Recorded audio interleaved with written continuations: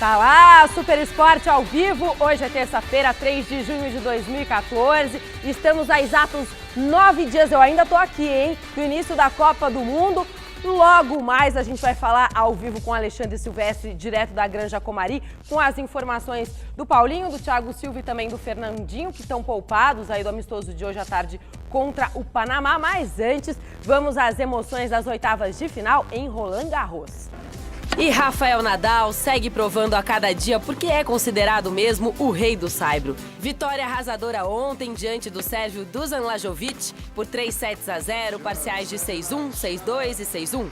Nas quartas, Nadal já tem o adversário definido. Será o compatriota Davi Ferrer, que precisou de 4 sets para despachar o sul-africano Kevin Anderson. Do mesmo lado da chave, o francês Gael Monfils fechou com um ace uma partida tranquila contra o espanhol Guillermo Garcia Lopes. 3-0. Na próxima fase, Monfils vai encarar o britânico Andy Murray, que teve jogo complicado contra o espanhol Fernando Verdasco, mas avançou. 3-0 com parciais de 6-4, 7-5 e 7-6. Entre as mulheres, a alemã Andrea Petkovic venceu de virada a holandesa Kiki Bertens. Nas quartas, Petkovic encara a italiana Sara Errani, que não precisou de mais de 2 sets para passar pela sérvia Jelena Jankovic, parciais de 7-6 e 6-2. A russa Svetlana Kuznetsova venceu a tcheca Lucy Safarova, 2-0. A rival de Kuznetsova vai ser a romena Simona Halep, que eliminou a americana Sloane Stephens com parciais de 6-4 e 6-3. Eu já vou agora ao vivo falar com Alexandre Silvestre, direto da Granja Comari, Teresópolis, Rio de Janeiro. Por favor, achegue-se. Osmar Garrafa. Boa tarde, Como boa você tarde. Tá? Tudo bem? Tudo ótimo, na expectativa aí da Copa que está chegando, né? É, hoje tem amistoso, né? 4 horas da tarde. Por isso eu quero conversar com o Silvestre sobre uma questão simples. Ontem aqui no Super Esporte, Garrafa, a gente comentou sobre a contusão, não é uma contusão, uma torção no tornozelo do Paulinho, né? E ontem a gente foi informado, né, através da nossa equipe que está na Granja Comari, de que o Paulinho passou por alguns exames médicos, certo? E depois eu vendo o Jornal da Seleção, que está muito bacana no site da CBF, você pode ir lá, CBF TV, o Sandro Miranda, que é o apresentador, falou que, na verdade, o Paulinho não passou por ressonância nenhuma. Eu quero saber se ele passou por pelo menos exames, que tipo de exame que ele passou, e porque essa informação foi passada pela comissão médica. Fala para mim, ô Silvestre, qual é a informação oficial, se é que ela existe? Boa tarde.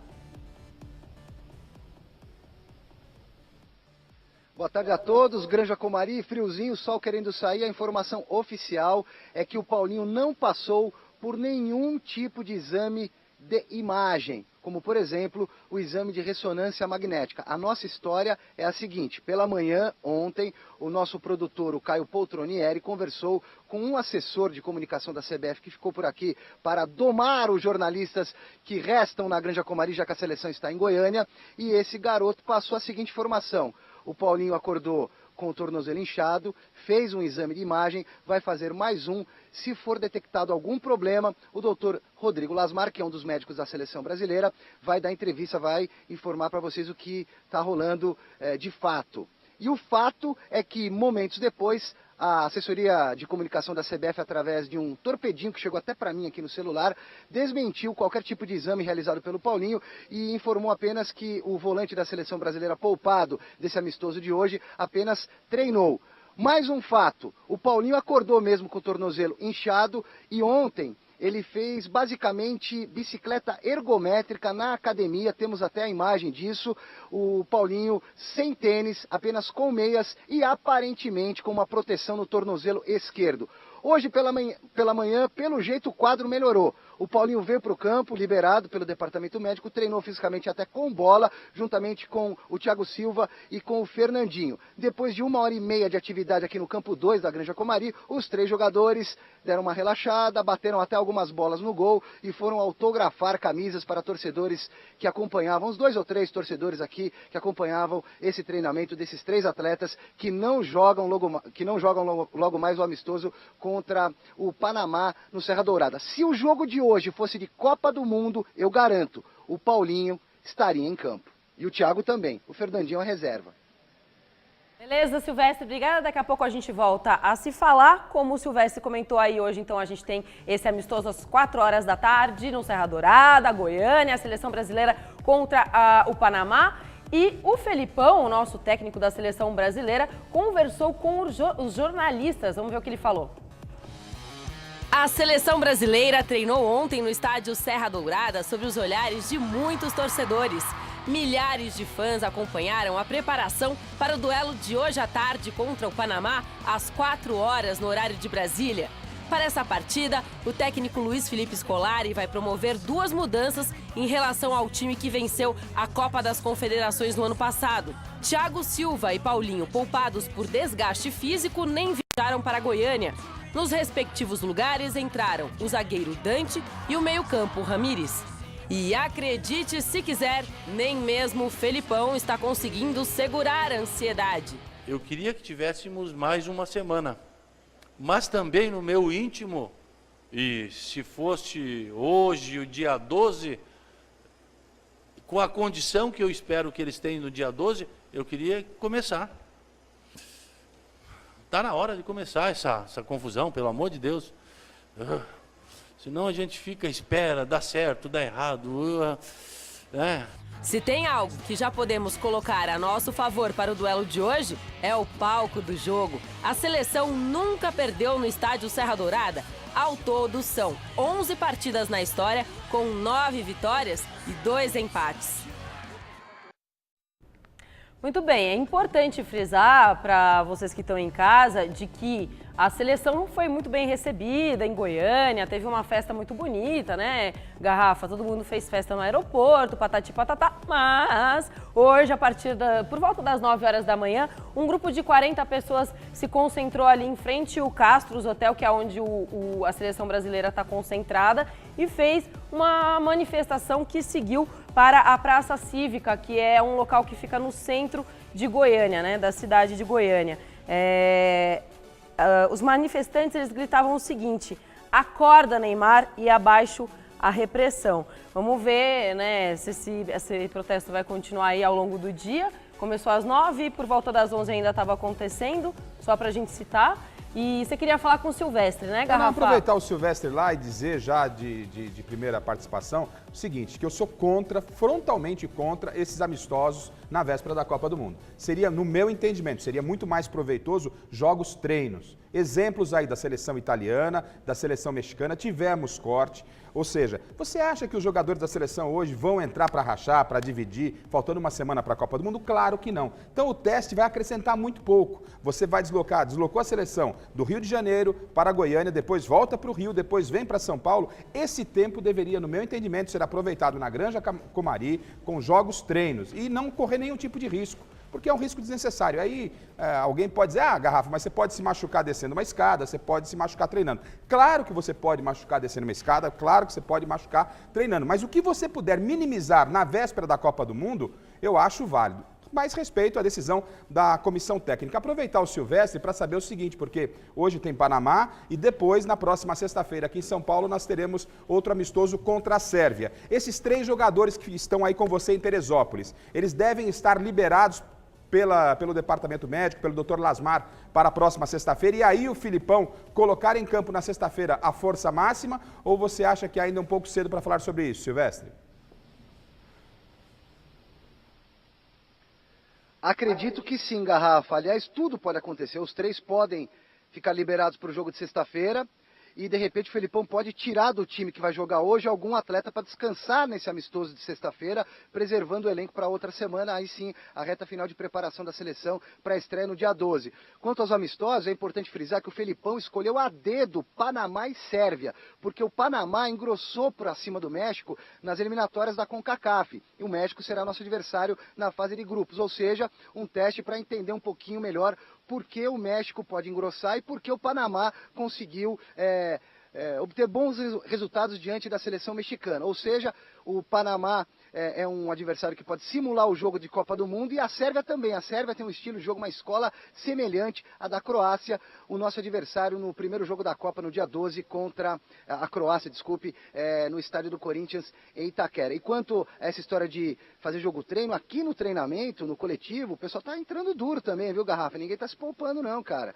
Até mesmo quando treino em campo reduzido, não necessariamente um coletivo, as entradas são fortes, a briga por posições está realmente atiçada, mas com muita lealdade. Agora, Silvestre, você que tem acompanhado aí de forma brilhante a preparação da seleção brasileira, e nós também, por conhecermos já como é uma cobertura de seleção brasileira, a gente tem sentido um clima muito tranquilo.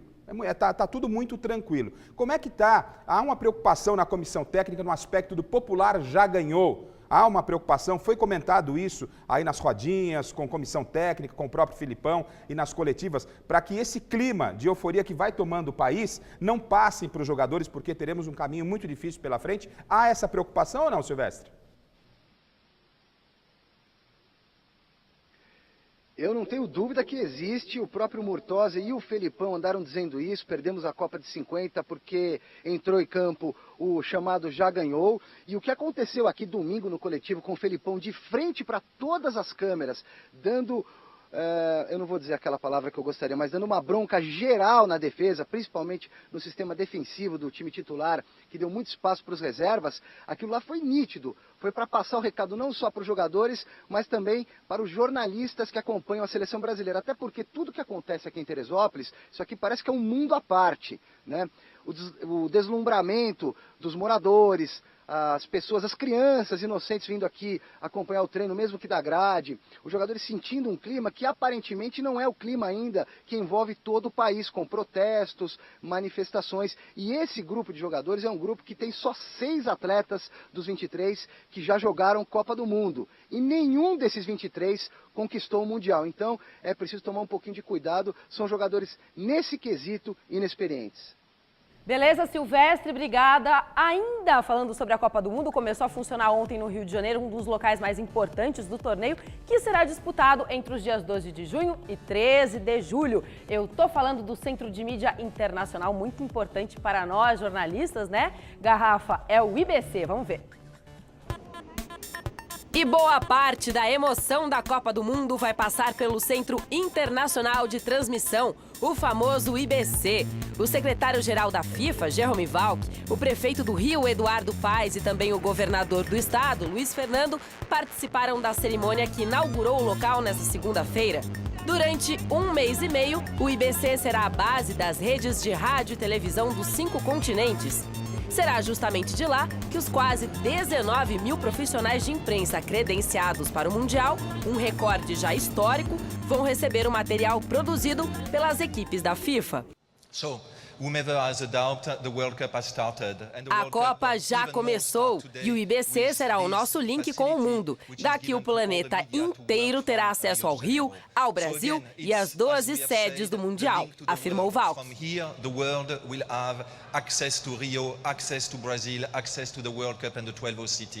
Ontem também foi dia do Cristo Redentor receber uma iluminação toda especial, já de olho na Copa. O cartão postal da cidade maravilhosa ganhou as cores verde e amarelo em alusão à bandeira do nosso Brasil. 300 projetores de LED foram instalados para proporcionar economia de energia e flexibilidade no gerenciamento do sistema de luzes da estátua. Se aqui no Brasil a segunda-feira foi de comemorações, lá na Argentina, onde está concentrada a seleção da Colômbia, o dia foi de muita lamentação. Isto porque o astro da equipe colombiana, Falcão Garcia, foi cortado da lista final de José Pekerman para o torneio, que será disputado em solo tupiniquim. Hoje eu estou me sentindo muito bem, mas eu sei que vou perder um pouquinho quando a bola rolar para valer. Eu não quero tomar o lugar de um companheiro que está 100%, por isso acho que o mais sensato a fazer agora é me ausentar da seleção, afirmou o craque do Mônaco. Hacer algo imprudente que vaya en contra de mi salud y me parece que esto es lo más sensato que puedo ser, ¿no? E os adversários da equipe de Luiz Felipe Scolari na estreia do Mundial já estão a caminho do Brasil. A seleção croata deixou o país na manhã desta terça-feira rumo a Salvador, onde vai se concentrar no centro de treinamento da Praia do Forte. A Croácia desembarca na capital baiana hoje, às 4h15 da tarde, horário de Brasília, e vai direto para o resort em que ficará hospedada. A primeira atividade da seleção no CT será amanhã, mas o horário ainda não foi confirmado. A Croácia, que faz parte do Grupo A nessa Copa do Mundo, é um dos nossos primeiros é o nosso primeiro adversário. Vamos conhecer quem são os adversários do Grupo A, os conhecidos que vão jogar contra o Brasil no Grupo A.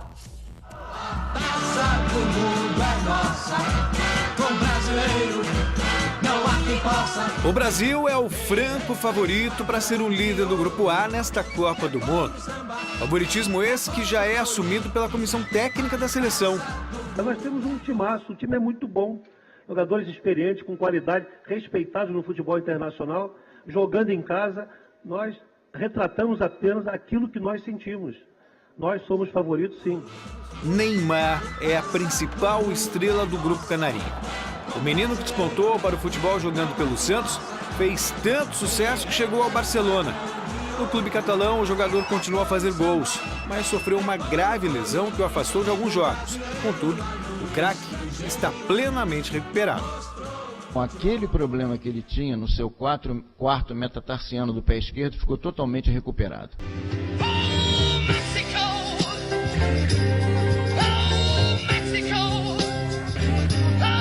Treinada por Miguel Herrera, o México pode ser considerado a segunda força do Grupo A.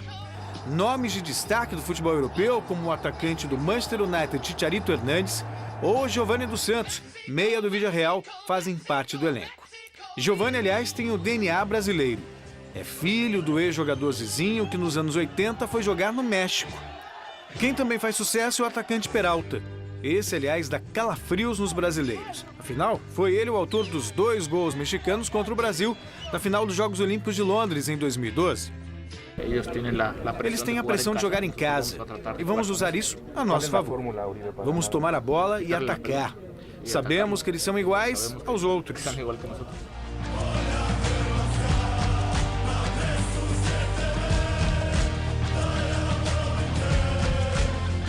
A Croácia pode aprontar neste Grupo A. O time europeu possui jogadores de excelência no cenário do futebol mundial. Modric venceu a Liga dos Campeões pelo Real Madrid. Mandzukic fez gols importantes e levou muitos troféus pelo Bayern de Munique. Isso além de Rakitic, atleta do Sevilha, dono de um poderoso chute. Como em outras seleções, o técnico Niko Kovac vive um drama com as lesões de alguns jogadores e os possíveis cortes, mas o treinador segue confiante no bom desempenho do time. Estamos animados de fazer parte da Copa do Mundo e estrear justamente contra o Brasil. Esperamos fazer um grande jogo e ser bem-sucedido no resultado.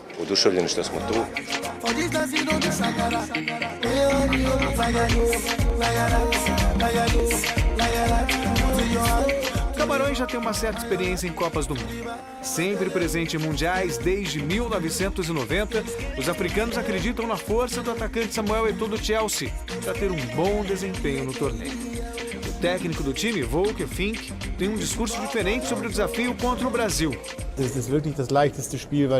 O jogo contra o Brasil é o mais fácil, porque eles são os favoritos, estão em casa.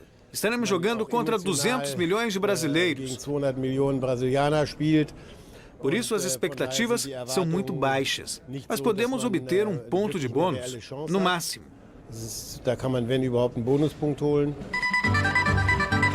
O primeiro jogo do Grupo A será a abertura da Copa, dia 12, entre Brasil e Croácia na Arena Corinthians.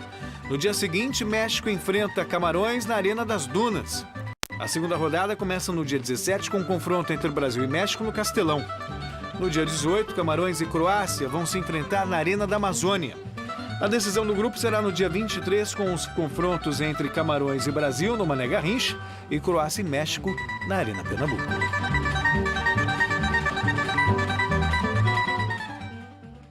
Olha, Anitta, desfalques da seleção da Croácia, eu entendo que a Croácia deve ficar com a segunda vaga do grupo. O México tem alguns problemas. A Croácia, é verdade, também tem 3 desfalques, mas o México, para mim, ele vem no processo de descendência. E Camarões é uma grande surpresa. Vai jogar aquele futebol sem muita responsabilidade e vai tirar pontos de outras seleções. Mas eu entendo que Brasil e Croácia deverão avançar pelo grupo A. Muito bem, voltamos a falar então com o Alexandre Silvestre lá na Granja Comari. Quero saber qual é a programação para esses 3 rapazes que foram poupados, Paulinho, Thiago Silva e também Fernandinho, para o restante do dia. Silvestre. Quem disse que aqui na seleção não tem pato e ganso?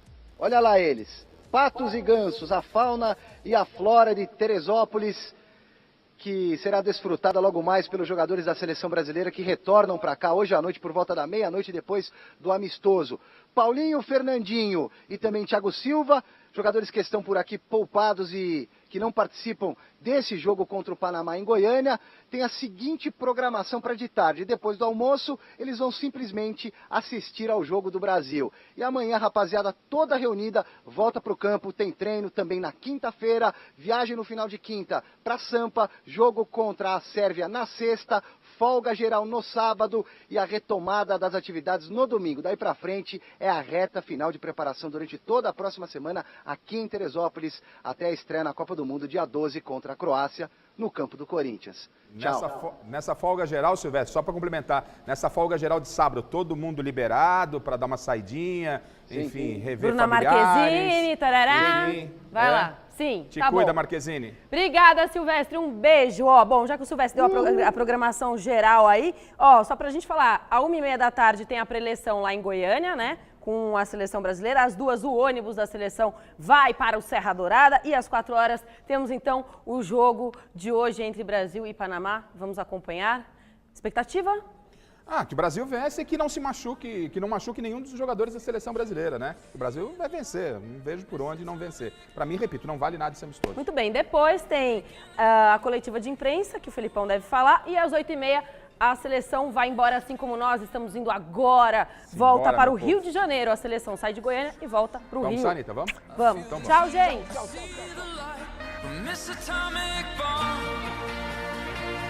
Making out, we got the radio on. You're gonna miss me when I'm gone. You're gonna miss me when I'm gone. Racing shadows and... Sofia Reis visita uma corrida com obstáculos militares no Eu Nunca. Amanhã, 11h30 da noite. Assista agora Você Bonita. E logo após, Mulheres.